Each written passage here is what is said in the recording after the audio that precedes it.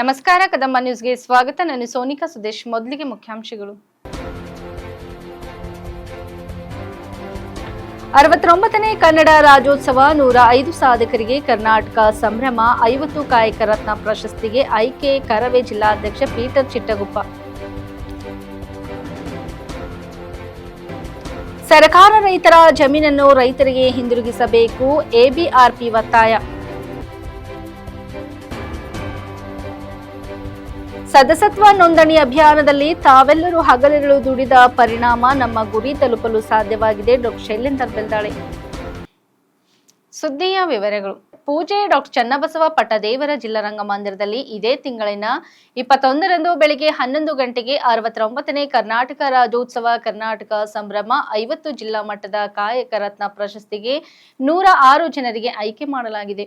ಕಾರ್ಯಕ್ರಮದ ದಿವ್ಯ ಸಾನ್ನಿಧ್ಯವನ್ನು ಜೈ ಭಾರತ ಮಾತಾ ಸೇವಾ ಸಮಿತಿ ನವದೆಹಲಿ ಸಂಸ್ಥಾಪಕ ಅಧ್ಯಕ್ಷರಾದ ಪೂಜ್ಯ ಶ್ರೀ ಡಾ. ಹವಾ ಮಲಿನಾಥ ಮಹಾರಾಜರು ಅಧ್ಯಕ್ಷತೆ, ಕರ್ನಾಟಕ ರಕ್ಷಣಾ ವೇದಿಕೆ ಪ್ರವೀಣ್ ಕುಮಾರ್ ಶೆಟ್ಟಿ ಬಣ, ರಾಜ್ಯಾಧ್ಯಕ್ಷರಾದ ಪ್ರವೀಣ್ ಕುಮಾರ್ ಶೆಟ್ಟಿ ಬೆಂಗಳೂರು. ಪ್ರಶಸ್ತಿ ಪ್ರದಾನ ಸಮಾರಂಭದ ಅಧ್ಯಕ್ಷತೆ ಕರವೇ ಜಿಲ್ಲಾಧ್ಯಕ್ಷ ಪೀಟರ್ ಚಿಟ್ಟಗುಪ್ಪ ವಹಿಸಲಿದ್ದು, ಉದ್ಘಾಟನೆ ಅರಣ್ಯ ಜೀವಶಾಸ್ತ್ರ ಪರಿಸರ ಹಾಗೂ ಬೀದರ್ ಜಿಲ್ಲಾ ಉಸ್ತುವಾರಿ ಸಚಿವರಾದ ಈಶ್ವರ ಬಿ ಖಂಡ್ರೆ ಅವರು ಮಾಡಲಿದ್ದು, ವಿಶೇಷ ಆಹ್ವಾನಿತವಾಗಿ ಪೌರಾಡಳಿತ ಮತ್ತು ಹಜ್ ಸಚಿವರಾದ ರಹೀಂ ಖಾನ್, ಬೀದರ್ ಲೋಕಸಭಾ ಸದಸ್ಯರಾದ ಸಾಗರ್ ಖಂಡ್ರೆ, ಬೀದರ್ ದಕ್ಷಿಣ ಕ್ಷೇತ್ರದ ಶಾಸಕರಾದ ಡಾ. ಶೈಲೇಂದರ್ ಬೆಲ್ದಾಡೆ, ಹುಮ್ನಾಬಾದ್ ಶಾಸಕರಾದ ಡಾ. ಸಿದ್ದು ಪಾಟೀಲ್, ಮಾಜಿ ಶಾಸಕರಾದ ರಾಜಶೇಖರ್ ಪಾಟೀಲ್, ಬಂಡಪ್ಪ ಕಾಶಂಪುರ್, ಗಡಿ ಅಭಿವೃದ್ಧಿ ಪ್ರಾಧಿಕಾರದ ಸದಸ್ಯರಾದ ಡಾ. ಸಂಜೀವ್ ಕುಮಾರ್ ಅತಿವಳೆ, ಕನ್ನಡ ಮತ್ತು ಸಂಸ್ಕೃತಿ ಇಲಾಖೆಯ ಸಹಾಯಕ ನಿರ್ದೇಶಕರಾದ ಸಿದ್ದರಾಮ್ ಶಿಂದೆ, ನಗರಸಭೆ ಉಪಾಧ್ಯಕ್ಷರಾದ ಲಕ್ಷ್ಮೀಬಾಯಿ ಹಂಗರ್ಗಿ, ರಮೇಶ್ ಡಾಕುಳ್ಗಿ, ವಿಜಯಕುಮಾರ್ ಸೋನರೆ, ಕಸಪ ಜಿಲ್ಲಾಧ್ಯಕ್ಷ ಸುರೇಶ್ ಶೆಟ್ಟಿ, ಹೋರಾಟಗಾರರಾದ ವಿರೂಪಾಕ್ಷ ಗಾದಗಿ, ಕರವೇ ರಾಜ್ಯ ಜಿಲ್ಲಾ ಮಟ್ಟದ ಪದಾಧಿಕಾರಿಗಳು ಕಾರ್ಯಕ್ರಮದಲ್ಲಿ ಭಾಗವಹಿಸಲಿದ್ದಾರೆಂದು ಕರವೇ ಜಿಲ್ಲಾ ಪ್ರಧಾನ ಕಾರ್ಯದರ್ಶಿ ರಮೇಶ್ ಮರ್ಜಪೂರ್ ಪ್ರಕಟಣೆಯಲ್ಲಿ ತಿಳಿಸಿದ್ದಾರೆ. ಸರ್ಕಾರ ವಕ್ಫ್ ಮಂಡಳಿ ಹೆಸರಲ್ಲಿ ಸರ್ಕಾರ ರೈತರ ಜಮೀನನ್ನು ವಶಕ್ಕೆ ಪಡೆದಿರುವುದನ್ನು ಅಖಿಲ ಭಾರತೀಯ ರೈತ ಪಾರ್ಟಿ ಖಂಡಿಸಿದೆ. ಸಂಬಂಧಿಸಿದಂತೆ ನವೆಂಬರ್ 12ರಂದು ಎಬಿಆರ್ಪಿ ರಾಜ್ಯ ಮಹಿಳಾ ಅಧ್ಯಕ್ಷೆ ಎಸ್ ಯಶೋಧರ್ ಅವರು ತಾಲೂಕಾ ಆಡಳಿತ ಸೌಧದಲ್ಲಿ ಈ ಕುರಿತು ಮಾತನಾಡಿ ಹೇಳಿಕೆ ನೀಡಿದ್ದಾರೆ ಮತ್ತು ಮುಖ್ಯಮಂತ್ರಿಗಳಿಗೆ ಹಕ್ಕೊತ್ತಾಯ ಪತ್ರ ನೀಡುವ ಮೂಲಕ ಸರ್ಕಾರಕ್ಕೆ ಒತ್ತಾಯಿಸಿದ್ದಾರೆ. ಈ ಸಂದರ್ಭದಲ್ಲಿ ಅವರು ಮಾತನಾಡಿ, ಶೀಘ್ರವೇ ರೈತರ ಜಮೀನನ್ನು ರೈತರಿಗೆ ಹಿಂದಿರುಗಿಸಬೇಕಿದೆ. ಕೆಲವೆಡೆಗಳಲ್ಲಿ ಅತಿವೃಷ್ಟಿ ಸಂಭವಿಸಿದ್ದು ಹಿನ್ನೆಲೆಯಲ್ಲಿ ರೈತರು ಬೆಳೆದ ಬೆಳೆ ನಾಶವಾಗಿದೆ. ರೈತರ ಬೆಳೆ ನಷ್ಟ ಎಕರೆಗೆ 25,000 ರೂಪಾಯಿ ನಿಗದಿಗೊಳಿಸಿ ಶೀಘ್ರವೇ ಪರಿಹಾರ ಹಣ ನೀಡಬೇಕು. ರೈತರು ಬೆಳೆದ ಬೆಳೆಗಳಿಗೆ ಸರ್ಕಾರ ಸೂಕ್ತ ಬೆಂಬಲ ಬೆಲೆ ನಿಗದಿಗೊಳಿಸಿ ಮಾರುಕಟ್ಟೆಯಲ್ಲಿ ಪಾಲಿಸುವಂತೆ ಸೂಚಿಸಬೇಕು. ಸೇರಿದಂತೆ ರೈತರ ಹಿತಕ್ಕಾಗಿ ವಿವಿಧ ಹಕ್ಕೊತ್ತಾಯಗಳನ್ನು ಸರ್ಕಾರಕ್ಕೆ ಮಾಡುತ್ತಿರುವುದಾಗಿ ಅವರು ತಿಳಿಸಿದರು. ಎಬಿಆರ್ಪಿ ರಾಜ್ಯ ಜಿಲ್ಲಾ ಹಾಗೂ ನೂತನ ಕೂಡ್ಲಿಗಿ ಎಬಿಆರ್ಪಿ ಘಟಕದ ಪದಾಧಿಕಾರಿಗಳೊಂದಿಗೆ ಕೂಡ್ಲಿಗಿ ತಹಸೀಲ್ದಾರರನ್ನು ಭೇಟಿಯಾಗಿ ತಹಸೀಲ್ದಾರರಾದ ಎಂ ರೇಣುಕಮ್ಮರ್ ಅವರಿಗೆ ತಮ್ಮ ಹಕ್ಕೊತ್ತಾಯ ಪತ್ರ ನೀಡಿದರು.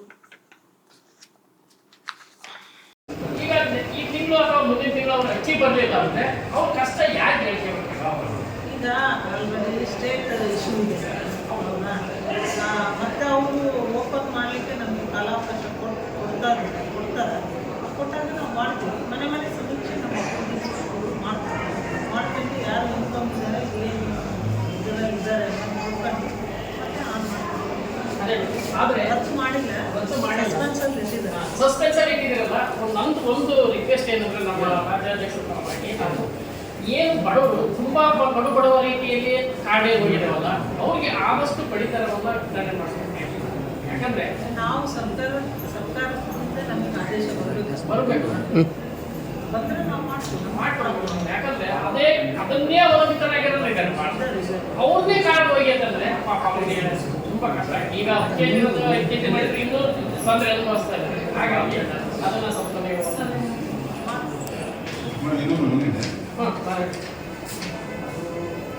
ತಾಲೂಕಾಧ್ಯಕ್ಷರು ಹೊಸದಾಗಿ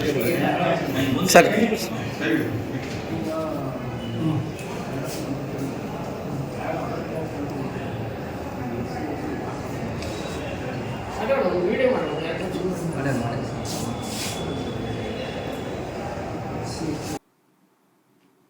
ಪಕ್ಷ ಪಕ್ಷ ಸಂಘಟನೆಗಾಗಿ ಮತ್ತು ಪಕ್ಷಕ್ಕೆ ಶಕ್ತಿ ತುಂಬಲು ಎಲ್ಲರೂ ಒಗ್ಗಟ್ಟಾಗಿ ಕೆಲಸ ಮಾಡುವ ಮೂಲಕ ತಮ್ಮ ಜವಾಬ್ದಾರಿಯನ್ನು ಪ್ರಾಮಾಣಿಕವಾಗಿ ನಿಭಾಯಿಸಿ ನನ್ನನ್ನು ಶಾಸಕನಾಗಿ ಆಯ್ಕೆ ಮಾಡಿದಿರಿ. ಇದೀಗ ಸದಸ್ಯತ್ವ ನೋಂದಣಿ ಅಭಿಯಾನದಲ್ಲಿ ತಾವೆಲ್ಲರೂ ಹಗಲಿರುಳು ದುಡಿದ ಪರಿಣಾಮ ನಮ್ಮ ಗುರಿ ತಲುಪಲು ಸಾಧ್ಯವಾಗಿದೆ. ತಮ್ಮ ಕೆಲಸದ ನಡುವೆ ಬಿಡುವು ಮಾಡಿಕೊಂಡು ಪಕ್ಷ ಸಂಘಟನೆಗೆ ಶ್ರಮಿಸಿದ ಎಲ್ಲರಿಗೂ ಕೃತಜ್ಞತೆ ಸಲ್ಲಿಸುತ್ತೇನೆ ಎಂದು ಬೀದರ್ ದಕ್ಷಿಣ ಕ್ಷೇತ್ರದ ಶಾಸಕರಾದ ಡಾ ಶೈಲೇಂದ್ರ ಬೆಲ್ದಾಳೆ ಹೇಳಿದರು. ಬೀದರ್ ನಗರದ ಶಾಸಕರ ಕಚೇರಿ ಸಭಾಂಗಣದಲ್ಲಿ ಬೀದರ್ ದಕ್ಷಿಣ ಕ್ಷೇತ್ರದ ಭಾರತೀಯ ಜನತಾ ಪಕ್ಷದ ವತಿಯಿಂದ ಹಮ್ಮಿಕೊಂಡ ಸಂಘಟನಾ ಪರ್ವ ಕಾರ್ಯಾಗಾರದಲ್ಲಿ ಅವರು ಮಾತನಾಡಿದರು. ವಿಶ್ವವೇ ಮೆಚ್ಚುವ ನಮ್ಮ ಹೆಮ್ಮೆಯ ಪ್ರಧಾನಿ ನರೇಂದ್ರ ಮೋದಿ ಅವರ ಕೈ ಬಲಪಡಿಸಲು ಮತ್ತು ಬಿಜೆಪಿಗೆ ಶಕ್ತಿ ತುಂಬಲು ಬಿಜೆಪಿ ರಾಷ್ಟ್ರಾಧ್ಯಕ್ಷರಾದ ಶ್ರೀ ಜೆ.ಪಿ. ನಡ್ಡಾ ಬಿಜೆಪಿ ರಾಜ್ಯಾಧ್ಯಕ್ಷದ ಸನ್ಮಾನ ಶ್ರೀ ಬೈವಿ ವಿಜಯೇಂದ್ರ ಅವರ ಆದೇಶದ ಮೇರೆಗೆ ತಾವೆಲ್ಲರೂ ನನ್ನ ಜೊತೆಗೂಡಿ ಶ್ರಮ ವಹಿಸಿ ಸದಸ್ಯತ್ವ ಅಭಿಯಾನ ಯಶಸ್ವಿಗೊಳಿಸಿದ್ದೀರಿ. ವೈಯಕ್ತಿಕ ಕೆಲಸದ ಮಧ್ಯೆಯೂ ಬಿಡುವು ಮಾಡಿಕೊಂಡು ಪಕ್ಷ ಸಂಘಟನೆಗೆ ಕೆಲಸ ಮಾಡುವ ಮೂಲಕ ನಮ್ಮ ಗುರಿ ತಲುಪಲು ಹಗಲಿರುಳು ಶ್ರಮಿಸಿದ ಎಲ್ಲರಿಗೂ ಧನ್ಯವಾದಗಳು ಎಂದರು. ಹಾಸನ ಜಿಲ್ಲಾ ಉಸ್ತುವಾರಿ ಸಚಿವನಾಗಿ ನಾನು ಅಲ್ಲಿಗೆ ಹೋಗಿರದಿದ್ದರೆ ಇನ್ನು 25 ವರ್ಷ ಕಳೆದರೂ ಈ ಭಾಗಕ್ಕೆ ಎತ್ತಿನ ಹೊಳೆ ನೀರು ಹರಿಯುತ್ತಿರಲಿಲ್ಲ. ನಗರದ ತಾಲೂಕಾ ಪಂಚಾಯತ್ ಸಭಾಂಗಣದಲ್ಲಿ ಬುಧವಾರ ಹಮ್ಮಿಕೊಂಡಿದ್ದ ಕೆಡಿಪಿ ಸಭೆಯ ಅಧ್ಯಕ್ಷತೆ ವಹಿಸಿ ಮಾತನಾಡಿದ ಅವರು, ಅಲ್ಲಿನ ರಾಜಕೀಯ ಪರಿಸ್ಥಿತಿಯೇ ಬೇರೆ ರೀತಿ ಇದೆ. ಹಾಸನ ಜಿಲ್ಲಾ ಉಸ್ತುವಾರಿ ಸಚಿವನಾಗಿ ಅಧಿಕಾರ ವಹಿಸಿಕೊಂಡಾಗಲೇ ಅಲ್ಲಿನ ಪರಿಸ್ಥಿತಿ ನನ್ನ ಗಮನಕ್ಕೆ ಬಂದಿದ್ದು, ದಕ್ಷ ಅಧಿಕಾರಿಗಳಿಗೆ ಅಲ್ಲಿ ಕೆಲಸ ಮಾಡಲು ಬಿಡುವುದೇ ಇಲ್ಲ. ಹಾಸನ ಡಿಸಿ ಸತ್ಯಭಾಮರವರು ಮತ್ತು ನಾನು ಇಲ್ಲದಿದ್ದರೆ ಈ ಭಾಗಕ್ಕೆ ಎತ್ತಿನ ಹೊಳೆ ನೀರು ಹರಿಸಲು ಸಾಧ್ಯವಾಗುತ್ತಿರಲಿಲ್ಲ. ಹಾಸನ ಡಿಸಿ ಸತ್ಯಭಾಮರವರು ಎತ್ತಿನ ಹೊಳೆ ಯೋಜನೆಗೆ ಹೆಚ್ಚಿನ ಶ್ರಮ ವಹಿಸಿದ್ದು, ಇಂಜಿನಿಯರ್ಗಳು ಕಷ್ಟಪಟ್ಟು ಕೆಲಸ ಮಾಡಿದ್ದಾರೆ. ಇಷ್ಟೆಲ್ಲ ಕಷ್ಟಪಟ್ಟು ನಾವು ಈ ಭಾಗಕ್ಕೆ ನೀರು ಹರಿಸಲು ಯತ್ನಿಸುತ್ತಿದ್ದರೆ ಇಲ್ಲಿ ಕೆನಾಲ್ ತೆಗೆಯಲು ಸಾಧ್ಯವಾಗುತ್ತಿಲ್ಲ ಎಂದರೆ ಹೇಗೆ ಎಂದು ಎತ್ತಿನ ಹೊಳೆ ಯೋಜನೆ ಅಧಿಕಾರಿಗಳಿಗೆ ಚಾಟಿ ಬೀಸಿದರು. ಕೃಷಿ ಇಲಾಖೆಯಲ್ಲಿ ಅರ್ಜಿ ಸಲ್ಲಿಸಿದ ಅರ್ಹ ಫಲಾನುಭವಿಗಳಿಗೆ ಸವಲತ್ತು ಸಿಗುತ್ತಿಲ್ಲ ಎಂಬ ಬಗ್ಗೆ ದೂರುಗಳಿದ್ದು, ಅರ್ಹ ರೈತರಿಗೆ ಸವಲತ್ತು ಕೂಡಿಸಿ ಆದರೆ ಇಲಾಖೆ ಅಧಿಕಾರಿಗಳು ಶಾಮೀಲಾಗಿ ಬಂಡವಾಳಶಾಹಿಗಳಿಗೆ ಸವಲತ್ತು ವಿತರಿಸುತ್ತಿದ್ದಾರೆ ಎಂಬ ಆರೋಪಗಳಿವೆ. ಇದರ ಬಗ್ಗೆ ಗಮನ ಹರಿಸಿ ಎಂದು ಕೃಷಿ ಇಲಾಖೆಯ ಸಹಾಯಕ ನಿರ್ದೇಶಕ ಹನುಮಂತರಾಯಪ್ಪನವರಿಗೆ ಸೂಚನೆ ನೀಡಿದರು. ಇನ್ನು ಮುಂದೆ ಅಜೆಂಡಾ ಎಲ್ಲ ಮುಂಚೆನೆ ಬರ್ತದೆ. ನಿಮಗೆ ಒಂದು ವಾರ ಮುಂಚೆನೆ ಕಳಿಸ್ಕೊಡ್ತಾರೆ.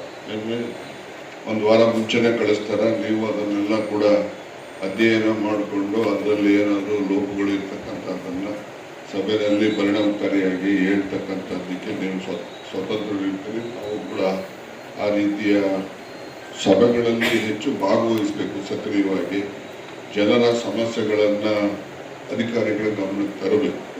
ನಾವೆಲ್ಲ ಚುನಾಯಿತ ಪ್ರತಿನಿಧಿಗಳು, ನಾವು ಯಾರು ಏನು ಮಾಡಲಿಕ್ಕೆ ಅವಕಾಶ ಇಲ್ಲ. ಕೆಲಸ ಮಾಡೋರು ಮತ್ತು ಅಧಿಕಾರಿಗಳೇ ಅವರ ಒಂದು ಗಮನಕ್ಕೆ ತರ್ತಕ್ಕಂಥದ್ದಾಗಬೇಕು. ಮತ್ತು ನಾನು ಬೆಳಿಗ್ಗೆ ಹೇಳಿದಾಗೆ ಯಾವುದೇ ಸಮಸ್ಯೆಗಳನ್ನು ನಿಮ್ಮ ಗಮನಕ್ಕೆ ಬಂದಾಗ ನೀವು ಆ ಸಂಬಂಧಪಟ್ಟಂಥ ಇಲಾಖೆಯ ಅಧಿಕಾರಿಗಳಿಗೆ ಆ ಸಮಸ್ಯೆ ಬಗ್ಗೆ ಪತ್ರದ ಮೂಲಕ ತಿಳಿಸಿ. ಆ ಪತ್ರದ ನಕಲನ್ನು ಇಟ್ಕೊಳ್ಳಿ. ಸಭೆಗೆ ಬಂದಾಗ ನಾನು ಇಂಥ ತಾರೀಖಲ್ಲಿ ಇಂಥ ಸಮಸ್ಯೆ ಬಗ್ಗೆ ಇಂಥ ಅಧಿಕಾರಿಗಳು ಗಮನಕ್ಕೆ ಬಂದಿದ್ದೀನಿ ನೋಡಿ, ಏನು ಮಾಡಿಲ್ಲ ಅಂತೇಳಿ ನೀವು ಒಬ್ಬಿಬ್ಬರು ಪ್ರಶ್ನೆ ಮಾಡಿದ್ರೆ ಮುಂದಿನ ದಿನಮಾನಗಳಲ್ಲಿ ನಿಮ್ಮ ಪತ್ರಿಕೆ ಹೆಚ್ಚು ತೂಕ ಬರ್ತದೆ. ಆ ಸಭೆಗಳಲ್ಲಿ ಪ್ರಸ್ತಾಪ ಮಾಡ್ತಾರಪ್ಪ ಅಂತ ಹೇಳಿ ಅವರು ನಿಮ್ಮ ಪತ್ರ ಹೋಗ್ತಿದ್ದಕ್ಕೇನೆ ಅದು ಸಕಾರಾತ್ಮಕವಾಗಿ ತೀರ್ಮಾನ ತಗೊಂಡು ನಿಮ್ಮ ಪತ್ರಿಕೆ ಗೌರವನೂ ಕೂಡ ದೊರಕುತ್ತೆ. ಅದು ಅಧಿಕಾರಿಗಳಲ್ಲೂ ಕೂಡ ಆ ಪತ್ರ ಬಂದಾಗ ನಾವು ಕೆಲಸ ಮಾಡಬೇಕಪ್ಪ ಅಂತಕ್ಕಂಥ ಒಂದು ಮನಸ್ಥಿತಿನೂ ಕೂಡ ಬರ್ತದೆ. ಅದಕ್ಕೋಸ್ಕರ ಪತ್ರದ ಮೂಲಕ ನಿಮಗೆ ಯಾವುದೇ ಸಮಸ್ಯೆ ಇರಲಿ ಆ ಸಂಬಂಧಪಟ್ಟಂಥ ಅಧಿಕಾರಿಗಳ ಗಮನಕ್ಕೆ ಬರೆದು ನಕಲನ್ನು ಸಭೆಗೆ ತಗೊಂಡ್ಬಂದು ಆ ಕೆಲಸ ಆಗಿಲ್ಲದೆ ಇಲ್ಲಿ ಪ್ರಸ್ತಾಪ ಮಾಡಿದ್ರೆ ಹೆಚ್ಚು. ರಾಜ್ಯ ಸರ್ಕಾರದಿಂದ HSRP ನಂಬರ್ ಪ್ಲೇಟ್ ಅಳವಡಿಕೆಗೆ ನವೆಂಬರ್ 30 ಕೊನೆಯ ದಿನವಾಗಿದೆ. ರಾಜ್ಯ ಸರ್ಕಾರ ಹೈ ಸೆಕ್ಯೂರಿಟಿ ರಿಜಿಸ್ಟ್ರೇಷನ್ ಪ್ಲೇಟ್ HSRPಯನ್ನು ವಾಹನಗಳಿಗೆ ಅಳವಡಿಸಿಕೊಳ್ಳಲು ದಿನಾಂಕ 17/8/2024 ಅವಕಾಶ ನೀಡಲಾಗಿತ್ತು. ಇಂತಹ ಅವಧಿಯನ್ನು ದಿನಾಂಕ 30/11/2024 ವಿಸ್ತರಿಸಿ ಆದೇಶಿಸಿರುವುದಾಗಿ ತಿಳಿಸಿದೆ.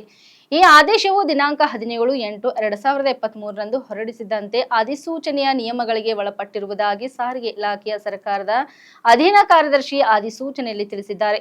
ಸಾರ್ವಜನಿಕರು ಆನ್ಲೈನ್ ಮೂಲಕ HSRP ಪಡೆಯಲು ತೊಂದರೆಗಳಾದಲ್ಲಿ ಸಹಾಯವಾಣಿ ಸಂಖ್ಯೆ 9449863429 ಮತ್ತು 9449863426 ಅನ್ನು ಕಚೇರಿ ಕೆಲಸದ ಸಮಯ ಬೆಳಗ್ಗೆ 10 ರಿಂದ ಸಂಜೆ 5:30 ಸಂಪರ್ಕಿಸಬಹುದು ಎಂದು ಸಾರಿಗೆ ಮತ್ತು ರಸ್ತೆ ಸುರಕ್ಷತೆಯ ಆಯುಕ್ತರು ಪ್ರಕಟಣೆಯಲ್ಲಿ ತಿಳಿಸಿದ್ದಾರೆ.